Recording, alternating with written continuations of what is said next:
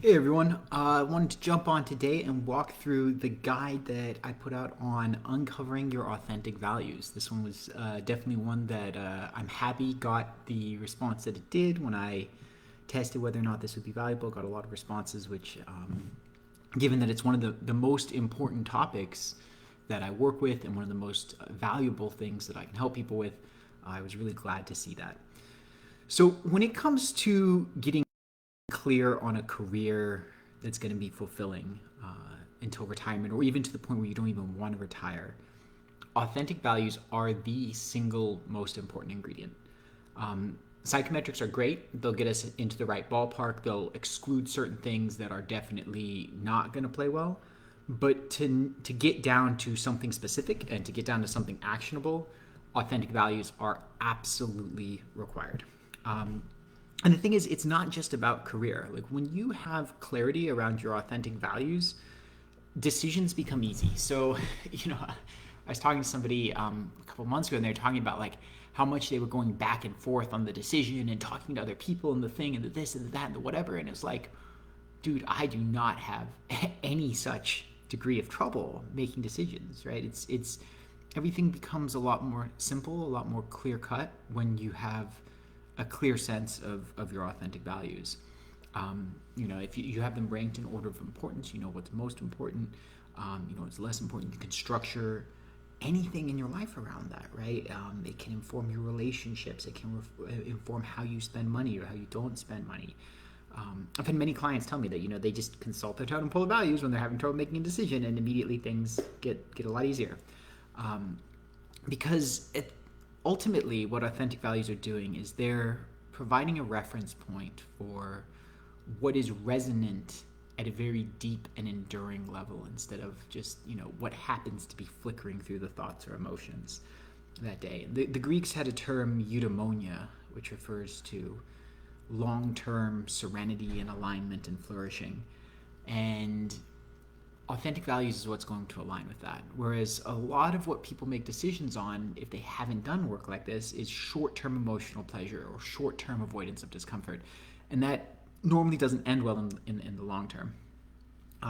The key, though, is that you have to do the process properly, and that is a lot harder than most people realize, because there's a lot of work that goes into being able to actually get clear on one's authentic values. And there are a lot of concepts that are just completely foreign and just not taught in most personal development and stuff like that. And these, some of these come from very, very old ancient wisdom schools, and that's something that we're going to be diving into.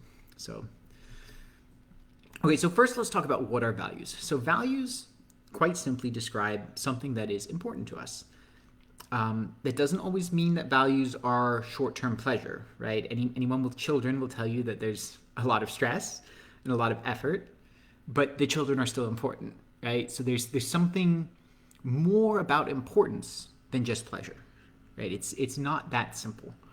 So the way values are stored in the mind is sort of like a ranked list, right? So I like to use the analogy of a totem pole, right? There's a number one value, there's a number two value, there's a number three value, all up and down the totem pole. Most people are not aware of this, and most people are operating off of a totem pole in the mind that is stored, that can change. That's very fluid, because everything in the mind is going to be fluid, and that's not going to actually give them much clarity, even if they can get a snapshot of it.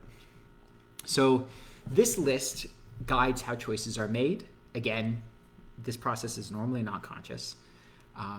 Most of the time, people are making choices based on emotion or based on motivated cognition, and they don't know what's going on underneath the surface, right? So, but if you pay really close attention, then it is possible to kind of, as long as you can get around the bias of trying to portray oneself as having the right values or whatever it is that narratives that people create, right? Then you can, especially if you have an outside perspective looking in, you can see how this totem pole of values is operating.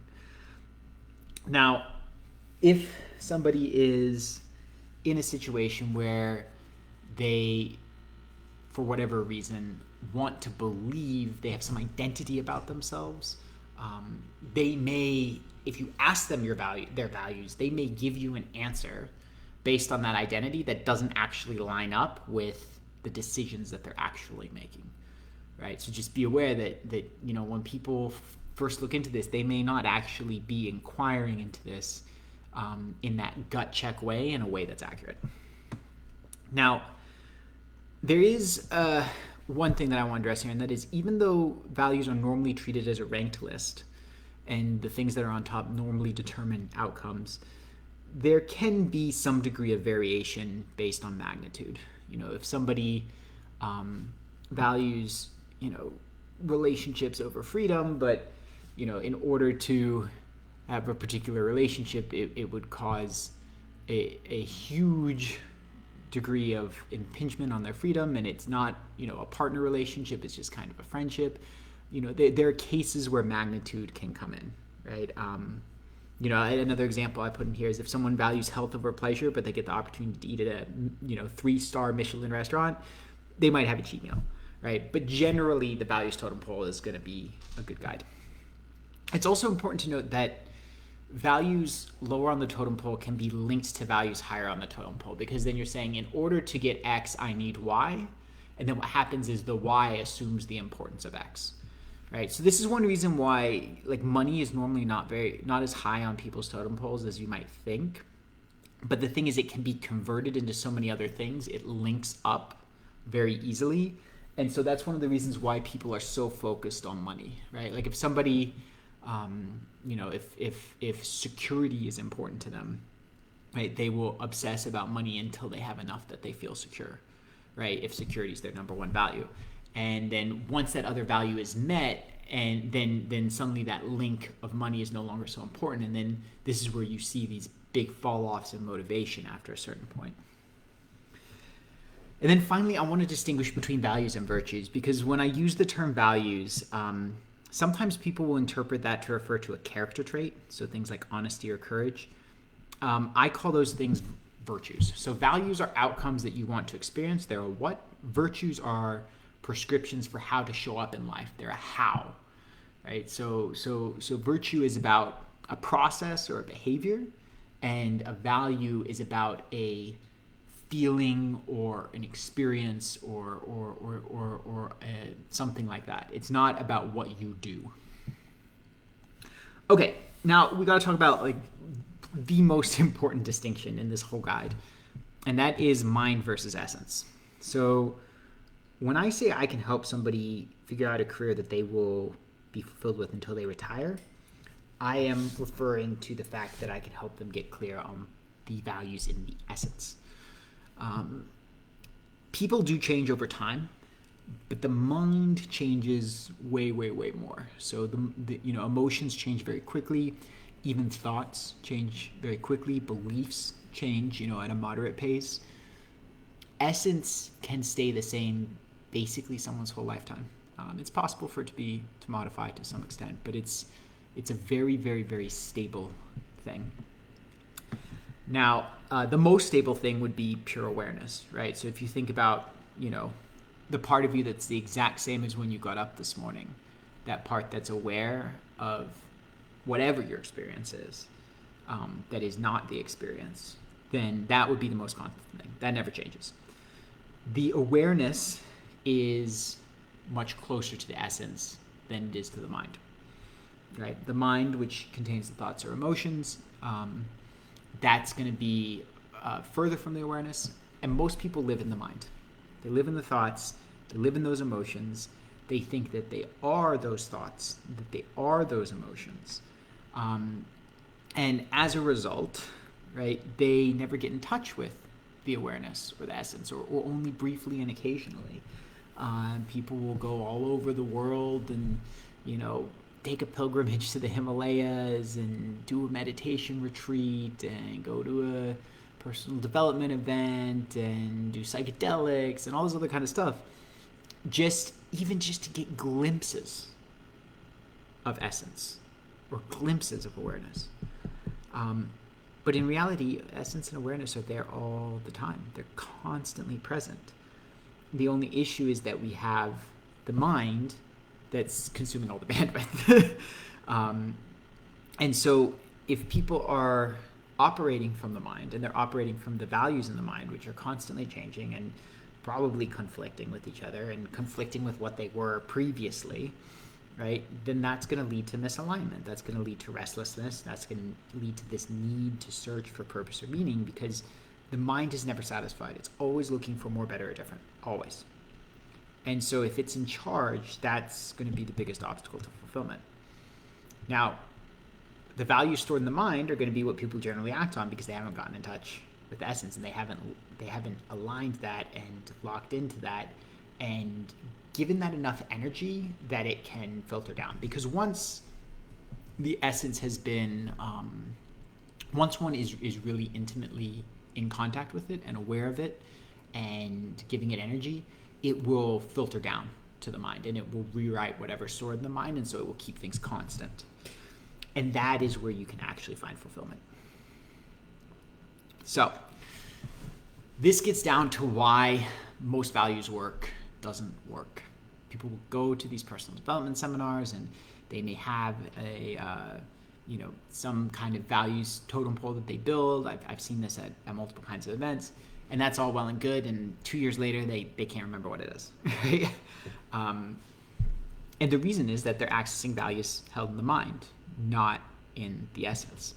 And so that's going to be fluid, that's going to be changeable, it's going to be born out of things that were installed elsewhere and born out of, have-tos and shoulds and all this other kind of stuff that's going to create a lot of deep disharmony. So this is why I use the term authentic values. When I say authentic values, I'm referring to the values of the essence. So let's look at some things that we want to avoid that are not authentic values. One is values that are based in fear or avoidance. So if you're looking at the inner nature of humanity, if you're looking at the kinds of things that can come up in essence, that's going to be stuff that's, positive, moving towards pleasant, openness, creativity, exploration, those kinds of, that kind of orientation, moving towards what you want, moving towards creating something new. It's not going to be about fear and avoidance. Right? The mind, on the other hand, has been hardwired by millions of years of evolution to tend towards fear, to tend towards contraction, to tend towards, this is potentially a problem. And so we know on that from psychological research that people are much more concerned about losses than they are about gains, or much more concerned about losses than they are hopeful about gains. And so, some people are going to be significantly more loss averse, some people are going to be less, but you're looking, that on average, 50 to 80% of most people's decisions are based in fear or avoidance. So that means most people are operating primarily from this moving away from modality, right? Which is not in line with essence. So this isn't to say that there's not value in having some degree of rational caution, right? The mind isn't bad, but it does need to be trained, and it does need to know its place. So you want that 50 to 80% number to be more flipped. You want to be 80% moving towards and 20% moving away from. And so, if again, once you get aligned with the essence, then that's what will happen. The essence will be in charge. The mind will do its job, scanning for whatever needs to be scanned for and letting you know, hey, listen, you might want to be aware of this. Oh, okay, cool. I'll take prudent steps to mitigate that risk. But then you don't have the harshness of fear driving the bus. So that just kind of gives you a sense, like if you think about your own life and how much of your decisions are made by necessity, by fear, by trying to avoid things, that will give a good sense of, you might be pretty disconnected from your core essence, because most people are. Right? This isn't a judgment thing. It's just, unfortunately, the nature of the human condition. The good news, though, is that it's not something that has to be permanent, right? It's definitely something that can be overcome. So anyway, but if you do have fear operating, then it will shut down, it will overshadow those deeply held essence-based values. Second category of things that are inauthentic is values installed by others. So as we go through life, people tell us all kinds of things, right? And we're sponges, especially in our early years and especially in our teenage years. And so what we're told by our family, what we're told by our peers during school, teachers, bosses, other authority figures, not to mention the intentional programming that comes in from advertising and social media and traditional media and politicians and disinformation campaigns and blah, blah, blah, blah, blah, blah. Not only is there enough of this unintentional programming, you have a lot of intentional programming, where people are trying to program everyone in society for their own financial or political gain. So is it any surprise that people are disconnected from themselves? Is it any surprise that their attempts to fit in or gain approval have left all this static in the radio and have left all this other gunk that isn't authentic, that doesn't come from within, that doesn't actually align with who we deeply are? I don't think it's a surprise at all. And it's our job to be aware of that, and it's our job to transcend that. And then finally, and this is a little bit less common, but you can have values formed by other conditioning. So especially if you have something that's a dopamine loop, so that would include any kind of addiction. That could include nicotine, sugar, porn, gambling, anything where you've set up a situation in your experience that's created this neurochemical reward loop. That's something that's existing in the level of the mind. And that's something that's, not innate. It's something that wouldn't be there without having had previous exposure to that loop. And it's something that unfortunately, if not tamed, can be very destructive, because it can lead to decisions that dominate based on trying to meet that conditioned value. Whereas, the nature of essence is not to get caught up in that. And actually, I've had many clients who've come in with some form of addiction or other. Smoking is a good example.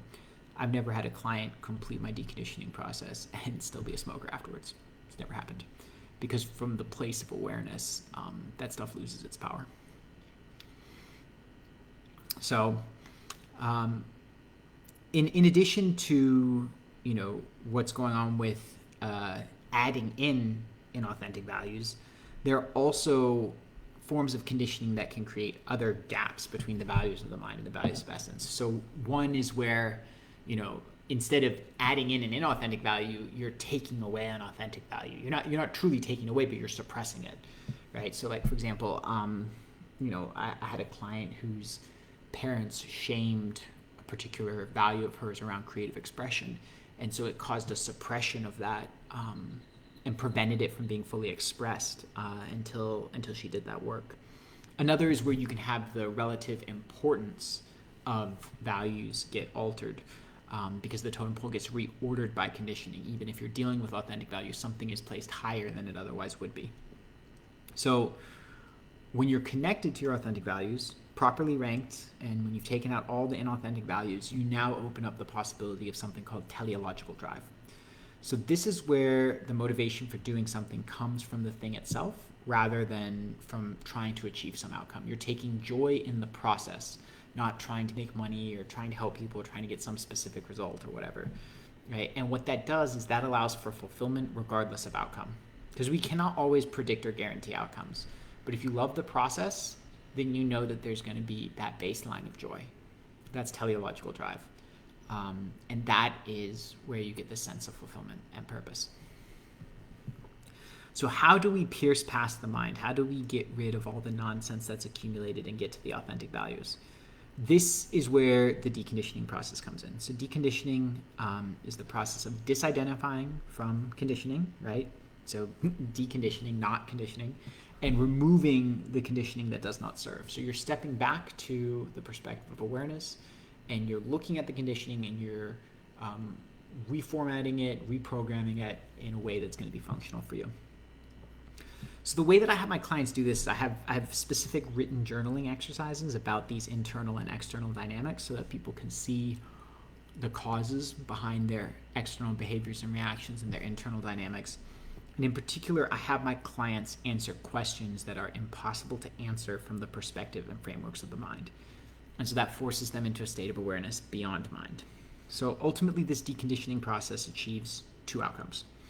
First is it removes individual conditioned programs that are counterproductive, that are consuming energy. It's kind of like uninstalling malware from a computer. And the second is that by doing this programming repeatedly, it builds the muscle of awareness, right? Which is intertwined with essence. So you can't skip getting your reps in, right? Like, if you're going to the gym, you're trying to build muscle, you have to go, X number of times per week. You have to do X number of sets with X number of reps. If you don't do that, you're not going to get the result. It's the same thing here. This is where you have to do the, psycho-spiritual heavy lifting of doing this awareness work and observing over and over and over again. And so, I put people through, some foundational observations, but I really have them focus on 4 categories with 4 subcomponents. So it's kind of a little, 4x4. So the 4 overarching categories are external conflict, internal conflict, stress, and thought loops. Within external conflict, we have complaining, entitlement, blame, revenge. Within internal conflict, we have people-pleasing, deferring to authority, self-judgment, and false fronts. Within stress, we have anger, guilt, fear, and sadness. I define this slightly differently than most people might. Anger is stress attached to blame directed externally. Guilt is stress attached to self-judgment directed at oneself. Fear is stress unattached to judgment of any kind about the future. And sadness is stress unattached to judgment about the past or the present. And then thought loops, which includes expectations, associations, replaying records, and greed. So this particular structure of deconditioning and the questions that I use to help people transcend these programs and rewire these programs is something that I call psychohacking. And the more internal work that one puts in by psychohacking or any other process of deconditioning, the more you'll be able to transcend the mind and get in touch with the essence. So the signal of authentic values is always there, right? Conditioning is the static in the radio that obscures that signal, right? So you're not going out and discovering something, right? The essence is always there already. The signal's always blaring. It's just got stuff in the way. And so the more deconditioning, the more psychological healing you do, the lower the static, the easier it is to get in touch with your authentic values. Another analogy I like to use is that this internal work is putting deposits into a bank account of authenticity and clarity, right? And then when it comes time to go and make a withdrawal from the bank account, you're going to use the process that I'm about to describe. But if you don't put the deposits in, there won't be anything to withdraw, and you won't get any clarity. You're going to get caught up in authentic values and other stuff and fear-based and this and that. So you have to do the deconditioning work first. That is why, this is the biggest reason why when people go and do values work, it does not end up being life transformational. When I first did it, because I had done this deconditioning work already, and I'd been doing it for years, I did this value work at a personal development type seminar, and it changed my life. The reason it changed my life is because I had done that deconditioning work. The reason nobody else in that room had the same experience I did is because they had not done that deconditioning work. So there's no way around that, right? That's the hard prerequisite that makes this whole thing challenging. And this is why it can't be done in a weekend, right? Anybody who tells you that they can get you clear on your, purpose in your career for the rest of your life in a weekend is blowing smoke, right? Because you can't do that much deconditioning work in a weekend. It takes time, it takes reps, it takes practice. So, okay, so now let's talk about the process of making withdrawals, right? Now we get to the point. Let's say you've done the hard work of all the deconditioning. It's time to go generate your totem pole of values. So first we want to generate a starting list. So here's some questions to ask yourself. What do you spend money on? What do you wish you could spend money on? What do you spend time on? What do you wish you could spend time on? What do you think about most often? What gives you energy? What makes you feel alive? What will redirect your attention from other things? If you had a genie to grant you wishes, what would you wish for? And don't try to game the system on, people always try to find a way to cheat thought experiments, which is so silly because the point of the thought experiment is to get clarity. And if you cheat the thought experiment, you're just cheating yourself out of clarity. So don't do that. What couldn't you live without? And then when you have to make decisions, what drives the choices you make? It is absolutely critical that you do not use a pre-selected list of suggestions. I've had many people be like, oh, well, I don't know, there's so many different possible answers. Well, do you have like a list that I can choose from? No. And don't go Google and try to find one either. I've seen people try to do that too. No. The whole point of this is that it's supposed to arise from within. We want zero contamination from anything outside of you. So no external references. Trust yourself. Trust whatever arises.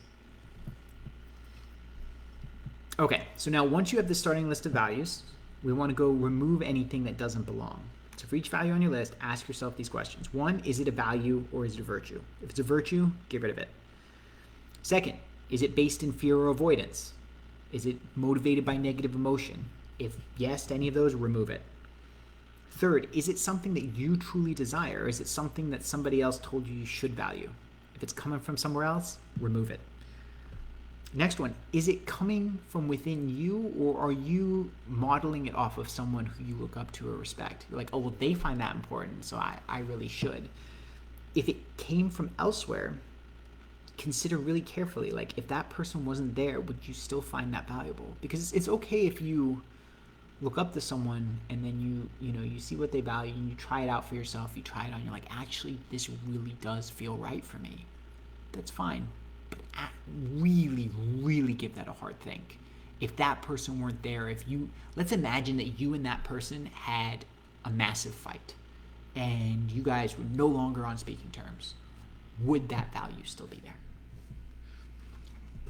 If not, remove it. And then, did this value originate as an opposite reaction to an emotionally significant event? Right. So, for example, if somebody says, truth is a really important value because their husband or wife cheated on them, right? If it's something like that that's tied to it, then it's really important to consider whether that value would still be important without that event in your history. Was it important before that event, right? Like, really consider whether that's something where it's based as a reaction to conditioning, to experience, and whether if that event had never happened, it would still be that important.